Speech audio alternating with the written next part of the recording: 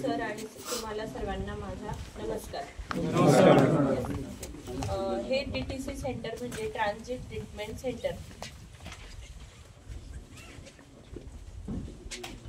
हे सेंटर गेल्या 1.5 वर्षापासून इकडे न्यू ठिकाणी आहे, मसरूळ येथे आहे। मसरूळ हां, नाशिक, इन नाशिक।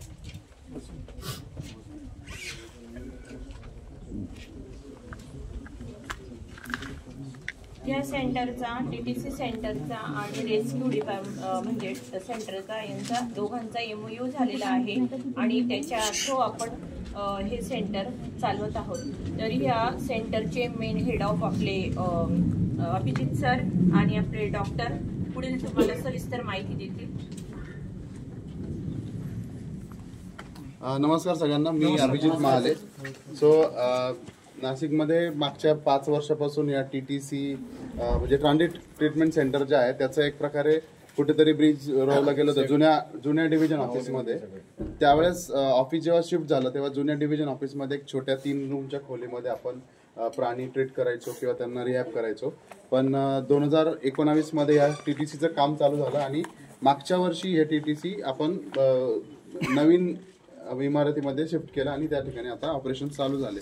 तर उत्तर महाराष्ट्रामध्ये फुली इक्विप्ड असलेलं हे एकमेव टीटीसी आहे। कारण पुण्या साईडला, पुण्या सर्कलला एक वेगळं टीटीसी आहे। त्यानंतर तुम्ही जर विदर्भात गेलं तर तिकडे काही नवीन टीटीसी बनतात आहे। पण 2 नंबरचं जे टीटीसी असेल तर ते नाशिकचं टीटीसी आता आहे आपल्या पश्चिम महाराष्ट्रामध्ये। आपल्या नाशिकमध्ये जे काही ॲनिमल्स आहेत ते आजूबाजूच्या 5 डिस्ट्रिक्टमधून आपल्याकडे येत असतात। त्यामध्ये छत्रपती संभाजीनगर, अहिल्यानगर, त्यानंतर धुळे, जळगाव, नंदुरबार, इव्हन आपल्याकडे डहाणू एरियातून पण बर्ड ॲनिमल्स आलेले आहेत। इव्हन नाशिक डिस्ट्रिक्टमध्ये पण काही जर जखमी वन्यजीव आढळला तर आपल्या टीटीसीमध्ये त्याला येऊन उपचार केले जातात। टीटीसीमध्ये आत्ता सध्या ॲनिमल ॲडमिटेड भरपूर आहेत, पण काय की जेव्हा एखादा प्राणी ॲडमिट असतो तेव्हा आपल्याला त्याला दाखवता येत नाही। कारण कसं आहे की हे प्राणी रिकवर होत असतात आणि रिकवर होत असताना जेव्हा आपण एवढ्या संख्येने त्या ठिकाणी जाऊ तर ते डिस्टर्ब होण्याचे चान्सेस खूप जास्त आहे। त्याच्यामुळे आम्ही आज ते थोडं अवॉइड करू। पण तुम्हाला मी माहिती देतो की आमची जी टीम आहे ती फुल्ली इक्विप्ड आहेत। आपल्याकडे छोट्या चिमणीपासून तर मोठ्या हत्तीपर्यंत कुठलाही वन्यजीव आला तर त्याला अकोमोडेट करायची, त्याला ट्रीटमेंट करायची फॅसिलिटी आहे। आपल्याकडे फुल टाइम वेटरनरी पण आहेत जे 24 तास त्या ठिकाणी अवेलेबल असतात। म्हणजे रात्री 2ला जर एखादी केस आली तर त्या ठिकाणी आमच्यासोबत वेटरनरी डॉक्टर हे असतात। सोबतच आम्ही कुठलाही ॲनिमल रेस्क्यू करत असताना काळजी हे घेत असतो की तो ॲनिमल पुन्हा निसर्गात आपल्याला सोडायचा आहे। अशा दृष्टिकोनातून आपण त्या ॲनिमलला रेस्क्यू अशा पद्धतीने करतो की त्याचा स्ट्रेस हा कमी होत असतो। कारण आपल्याकडे प्राणी वाचवायचा म्हटलं की तुम्ही एखाद्या खेड्यातल्या माणसाला जरी सांगितलं हा जा तो पकडून आण, तर तो पकडून आणू शकतो। पण आम्ही नेहमी सांगतो की be a rescuer not a catcher.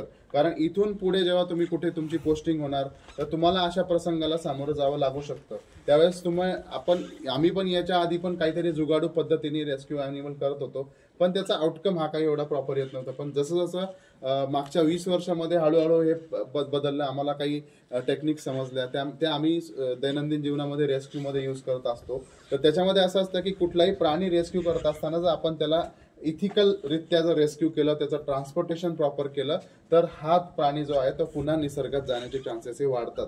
म्हणजे तुम्हाला एक सोपं उदाहरण देतो। आम्हाला एकदा कॉल आला होता चांदवड एरियामधला की त्या ठिकाणी एका हरणाला गाडीने उडवलेलं होतं। गाडीने उडवलेल्या हरणाचे पाय तुटलेले होते। वन विभागाला त्यांनी इन्फॉर्म केलं की आम्ही असं हरिण पकडून ठेवलेलं आहे। त्या हरणाला आयडियली त्यांनी काय करायला पाहिजे होतं की कुठेतरी एका सेफ जागेमध्ये, जिथे अंधार आहे, जिथे लोकांची गर्दी नाहीये, अशा ठिकाणी त्याला ठेवायला पाहिजे होतं, पण त्याचे पाय बांधून ठेवले। विचार करा, त्या हरणाचे पाय तुटलेले होते। म्हणजे स्ट्रेस लेव्हल किती छोटी छोटी गोष्ट आहे जी त्या प्राण्याचा स्ट्रेस वाढवते आणि पुढचं सगळं त्याचं कोलॅप्स होत असतं। त्याच्यामुळे छोट्या छोट्या गोष्टी जे आपण जर दैनंदिन जीवनामध्ये जर तुम्ही रेस्क्यू करत असाल तर आपण ह्या गोष्टी फॉलो केल्या गेल्या पाहिजे। इन फ्युचर जर आपलं पॉसिबल असेल तर तुमच्या अकॅडमीमध्येच आम्ही एखादं स्पेशली रेस्क्यूवरती पण एखादं 2 तासाचं सेशन ठेवू शकतो, ज्याने तुम्हाला डिटेल त्यामध्ये समजेल।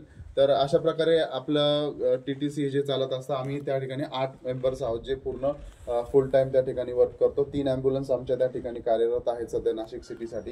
कुठेही काही बाहेर जरी जावं लागलं तरी आम्ही त्या ठिकाणी टीम ही पाठवत असतो।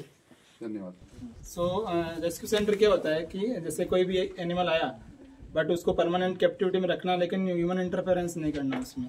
जैसे जू होता है इसमें इकोनॉमिकल रिसोर्सेज लाइक गवर्नमेंट का, तो वो परमानेंट कैप्टिविटी भी होता है और ह्यूमन इंटरफेरेंस कर सकते हैं विजिटर्स के लिए।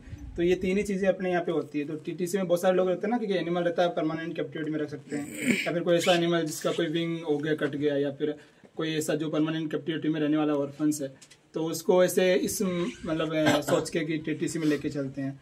तो वो यहाँ पे अपन केवल ट्रीटमेंट करके फिर को अल्टीमेटली उनको भी उधर ही शिफ्ट करना पड़ेगा। तो वो भी इंपॉर्टेंट है कि पूछते हैं ना लोग कि टीटीसी में क्या रहता है अपने पास, क्यों ट्रांजिट का मतलब समझ में आना चाहिए कि एक टेम्पररी। हाँ ऐसे हो सकता है, जैसे रूल के अकॉर्डिंग देखा जाए तो महीने भर का ही एक टाइम होता है, बट जैसे अपने को लगता है कोई एनिमल के लिए ट्रीटमेंट ज़्यादा चाहिए, कोई सर्जरी हुआ को उसको रिकवर होने में ज़्यादा टाइम लग रहा है, तो अपन क्या करते हैं कि उसको और शिफ्ट करते हैं टाइमिंग को।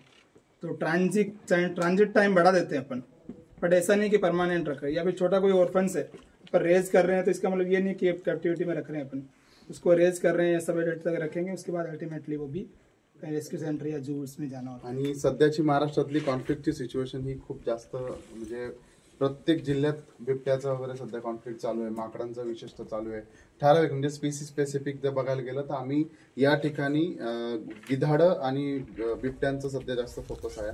बाकी फॅसिलिटी आमच्याकडे सगळ्या प्राण्यांसाठी आहे, पण नाशिक स्पेशली ब्रिटिश टाइम पासून त्याला लेपर्ड कॅपिटल ऑफ इंडिया म्हटलं जातं, कारण आपल्याकडच्या जिओग्राफिकल कंडिशन्स ह्या फार सुटेबल आहे विशेषतः लेपर्डसाठी।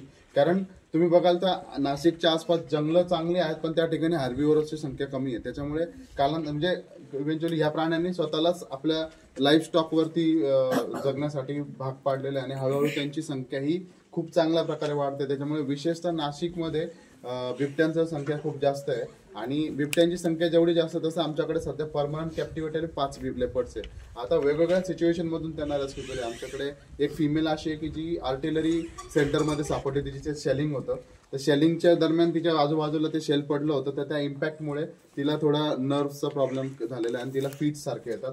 दुसरं एक आहे की तिची आई विहिरीत पडून मेलेली होती, एक फिमेल आमच्याकडे, तर ती पण आम्ही लहानची मोठी केली। त्यानंतर समृद्धी महामार्गावरती एक छोटं पिल्लू उडवलं होतं काही वर्षापूर्वी, तर त्याचा पुढचा पाय फ्रॅक्चर झाला होता, पण पुढचा पाय फ्रॅक्चर वगैरे सगळं रिकवर होण्यासाठी 3 महिने लागले। 3 महिन्यानंतर आपण त्याच्या आईलाच काही शोधू शकत नव्हतो। म्हणजे अशा केसेस ह्या आपल्याकडे येत असतात।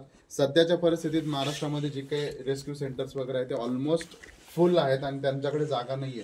आम्ही पण आमचे जे सिनियर ऑफिसर्स आहेत DCF वगैरे ते वेगवेगळ्या ठिकाणी जागा करण्याचा प्रयत्न करतात, पण सध्या तरी जागा महाराष्ट्रात कुठे नाही, म्हणून आम्ही त्यांना अकोमोडेट केलेलं आहे।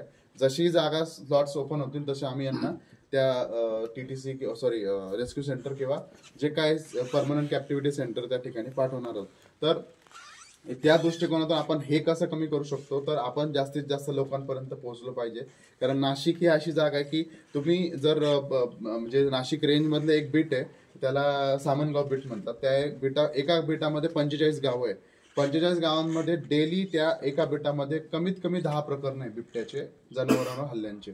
तर विचार करा, आज ते एवढे प्रकरण हँडल करण्यासाठी त्यांना एका वनरक्षकाला सगळं मॅनेज करावं लागतं। तर त्यांनी काय केलेलं आहे की एक सिस्टीम म्हणजे अंगवळणी करून घेतलेली की दररोज कमीत कमी 4 गावं व्हिजिट करायचे, त्या 4 गावांमधल्या 4 सरपंचांना, पोलीस पाटांना भेटायचं, गाव वस्त्यांवरती जाताना थांबून पाण्याच्या बहाण्याने लोकांची चर्चा करायची, जेणेकरून आपलं गुडविल त्या ठिकाणी ते बनवतात आहे। कारण या सेम ठिकाणी काही माणसांवरती पण हल्ले झालेले आहेत, पण वनरक्षकांच्या कंटिन्युअसली टचमुळे त्या ठिकाणी उद्रेक झाला नाही। ही फार छोटी गोष्ट आहे, पण ती इन फ्युचर फार कामाची, लक्षात घ्या। जर रोज तुम्ही सोबत काम करतोय आणि सडनली माझ्या गाडीचा छोटासा धक्का तुमच्या गाडीला लागला, तुम्ही काय विचार कराल, जाऊ दे रे काही होत नाही, पण त्याच ठिकाणी आपण जर अनोळखी असू तर एकमेकाची गच्चीपर्यंत पकडू का, कारण आपला त्या ठिकाणी कुठला टचच नाहीये।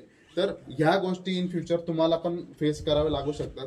त्याच्यामुळे तुमचे जे काही बीट असतील त्या ठिकाणी तुमचं गुडविल, आपल्या डिपार्टमेंटचं त्या ठिकाणी प्रतिमा चांगली बनली पाहिजे। प्राण्यांबद्दल सांगा, बाबा रे आपल्याकडे बिबट्या आहेत तर त्या ठिकाणी घटना घडू शकतात, त्याच्यामुळे काळजी घ्या। कारण नियम हे सगळ्यांना आहे, म्हणजे बिबट्या हा एक वन्य प्राणी जरी आहे तरी आपल्या त्याच्या बिबट प्रवण क्षेत्रात राहत असताना आपण काळजी घेतलीच गेली पाहिजे। कारण आपण जेव्हा घरातून गाडी काढतो तर वाहतूक या विभागाचे नियम काय की आपल्या डोक्यात हेल्मेट पाहिजे किंवा सीट बेल्ट पाहिजे, तरी ऍक्सिडेंट होतात।